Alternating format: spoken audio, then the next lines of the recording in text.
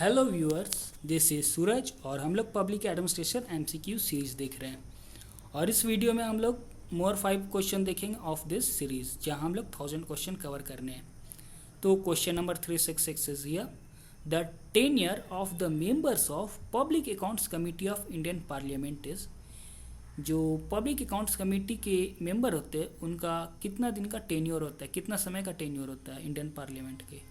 Option A 1 year, option B 2 year, option C 3 year और option D 4 year. तो ये जो टेन्योर होता है, ये जो मेंबर होते हैं पब्लिक अकाउंट कमेटी के इंडियन पार्लियामेंट के, उनका टेन्योर होता है of 1 year. The tenure of the members of public accounts committee in Indian parliament is 1 year.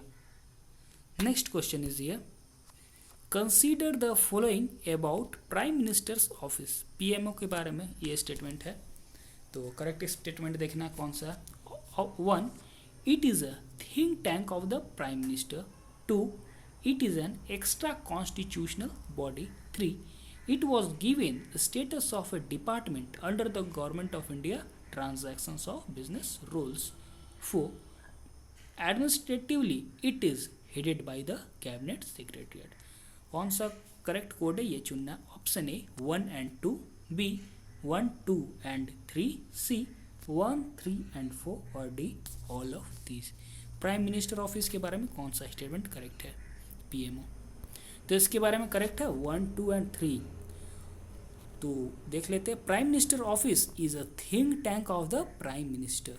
It is an extra constitutional body. इसका प्राइम मिनिस्टर ऑफिस का constitution में mention नहीं है, इसलिए ये एक्स्ट्रा कॉन्स्टिट्यूशनल बॉडी है। It was given status of a department under the government of India transaction of business rule. इसको एक डिपार्टमेंट का स्टेटस दिया गया है गवर्नमेंट ऑफ इंडिया के ट्रांजैक्शन ऑफ बिजनेस रूल के अंडर। सो इसका करेक्ट ऑप्शन होगा option B, that is 1, 2 and 3। Next question is here, which of the following statements about central secretariat in India is not correct.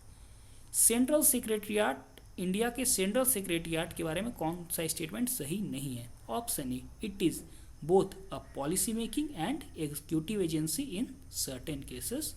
Option B, it is a policy advisory body. Option C, it is headed by the cabinet secretary. और option D, it is collective name for all the secretariat departments of the government of India. तो central secretariat, Indian central secretariat के बारे में कौन सा statement correct नहीं है, तो वो है it is collective name for all the secretariat departments of the government of India. ये करेक्ट स्टेटमेंट नहीं है सेंट्रल सेक्रेटरीट ऑफ इंडिया के बारे में।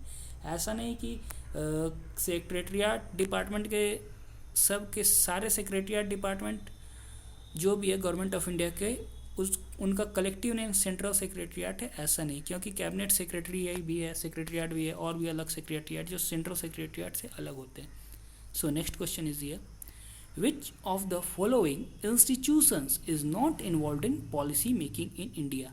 पॉलिसी मेकिंग में किसका रोल नहीं होता है इंडिया में। Option A, prime minister's office. B, national development council. C, NITI Aayog और D, central social welfare board. तो पॉलिसी मेकिंग में किसका इन्वॉल्वमेंट नहीं होता है इंडिया में, तो वो ऑप्शन है option A, prime minister office. Prime minister office not involve in policy making in India. Next question is here, the Aitchison commission recommended classification of civil services in India into. जो Aitchison commission था वो classification किया था civil service में India में कौन कौन सा कैटेगरी में था। 1, the imperial civil service. 2, the Indian administrative service. 3, the provincial civil service. 4, the subordinate civil service. तो करेक्ट कोड चुनना। Option A 1, 3 and 4। B 2, 3 and 4। C 1, 2 and 3 और डी 1, 2 and 4। तो इसका करेक्ट स्टेटमेंट है ऑप्शन ए, यानी 1, 3 and 4, the imperial civil service, the provincial civil service and the subordinate civil service. ये 3 category था जो एक्शन कमीशन ने रिकमेंड किया था for classification of civil services into India. तो ये आज का लास्ट क्वेश्चन था इस वीडियो का। आप लोग पिछली वीडियो अभी तक नहीं देखे तो जरूर देखिए और इस वीडियो के बारे में अपना रिव्यू भी जरूर दीजिए। थैंक्स।